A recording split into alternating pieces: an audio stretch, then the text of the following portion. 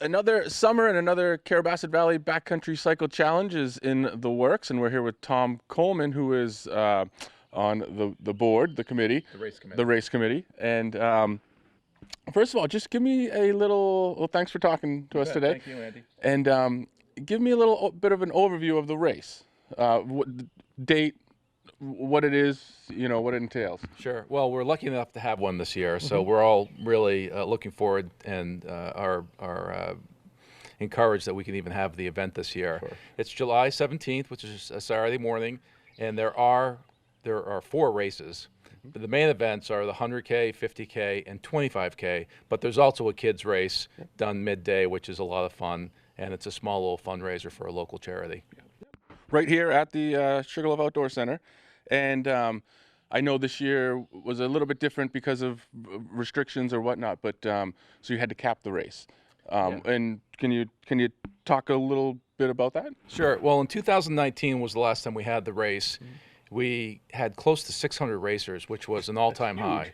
And so last year, sadly, we decided to, in March, April timeframe, we decided to cancel the race due to the COVID concerns. But this year, we started meeting in January, and we were cautiously optimistic that we were going to be able to put on the event. So it was probably about February or so, we said, let's just launch the event and cap it at 75 racers per event. The town was comfortable with it, the committee was comfortable with it, and so come April 1, when we launched the registration, it sold out in less than 10 minutes. So it was very popular, and but we've since decided to raise that cap with the CDC loosening restrictions. So we added more racers from the waiting list to cap at 350, which will make it a great event. The proceeds from the race. Tell me a little bit about what they all go to, because it's kind of unique, I think. Oh, hands down, this is the largest fundraiser for the local trail network. So the majority of the money goes to right back into the trails, which is just a win-win for everyone.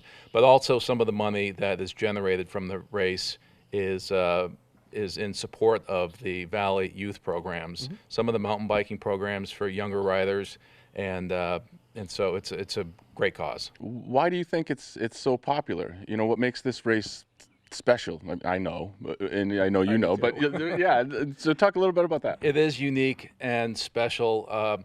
It's been going on for 10 or 11 years now, and started with less than 100 racers, really just a local event. And it's grown into this nationally recognized event that's not sponsored, but it's on the NUE, which is the National Ultra Endurance Series, and so which attracts some of the best mountain bikers in the country. But really what makes it most special is just you have to look around and ride these trails.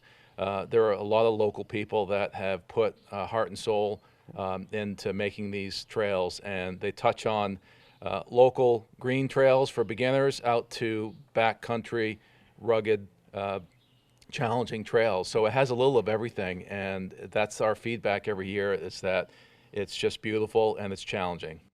It's great too, because it introduces people to this area and this trail system, and I always hear every year, oh, we can't wait to come back and ride, recreationally or whatever. Right, and it's showing every year. More and more cars are coming up south, and they have bikes on them, and even if you know this from coming from pre-COVID, coming from Canada, almost every car had a bike on the back, and so it really is a great draw to bring people to the valley.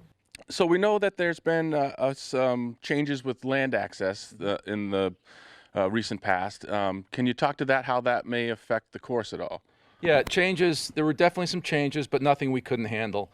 So there were a few folks on the race committee, local people who haven't not only built the trails, but they ride the trails. And so they were very familiar with the restrictions, and we've been able to lay out a 25K, or we will lay out a 25K loop all on the outdoor center side, which is right behind us.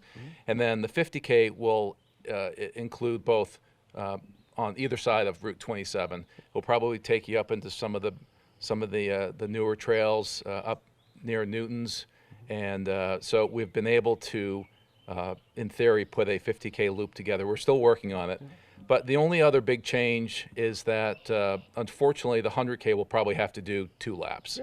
And we just ran out of real estate to run one big loop. but we hope that in the future we can get more creative or continue to be creative. But we're going to offer a great product to the racers this year. Oh, exactly. No matter what, it's spectacular up there anyway. So, so as far as the race, are you still looking for any volunteers, any help? Yeah, thank you for asking that, because yes, we are. So every year we need even a dumbed down event or a watered down event. We need volunteers, and we always have the people locally that always rise to the occasion. So if I can ask anyone watching this, if they want to sign up with for the volunteer list, go to bikereg.com. That's BIKEREG.com. Type in Carrabassett in the search bar, and then you will find a contact the event link. And so we ask you to fill out your name and your contact information, and you'll be added to the volunteer list, and we will be contacting you closer to the race. Awesome, awesome. And as far as more information, if somebody just wants some more general information, could you point them to a website? Yeah, so we have a presence on Facebook, and Lori Garenza does an amazing job managing that. And if there's any information you want, you can find it on our Facebook, CBCC Facebook on page on Facebook. Yeah, yeah. And if you don't find the information there, just contact Lori through that, and she will make sure she gets the information to you. She's very good. Cool. Anything anyone should know if they're showing up for the race to watch, spectate, help out? Anything that you could tell them that might help them coming in, as far as parking, as far as camping, as far as anything like that? Yeah, again, we have a great staff of volunteers that handle all that every year. So even when we had over 600 racers and spectators, we seemed to pull it off at the outdoor center. So half of those numbers should be able to, they should be accommodated here at the outdoor center. If you want a good parking spot, I suggest you show up early on the morning of the 17th. But from a spectator standpoint, an access standpoint, probably along the narrow gauge might be a good spot. You can drive close to it, and of course, nothing beats the finish line. Seeing the racers come across. I will add, though, this year is going to be a little bit different, where we're not really going to encourage people hanging around. Again, just out of respect for the CDC guidelines. Yep. So we're asking folks to show up, have a great race, get back safe, and then head home. Yep. Well, maybe if you're at your camp or condo and Right. the race happens to go by, I know racers love to hear people cheer them on. It's a great encouragement. So Yeah, having done the race a few times myself, especially towards the end, it's awfully nice hearing that encouraging word, because it's a challenging, tough course to just about everyone. So yeah, encouragement is always good. Yeah. awesome.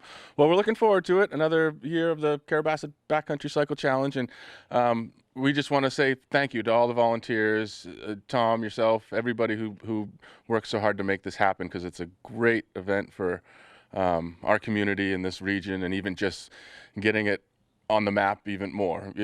So thank you.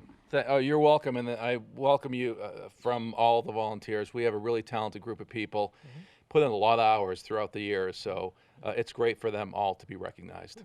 All right. Well, we're looking forward to a great event on the 17th. Thanks, Tom. Thanks.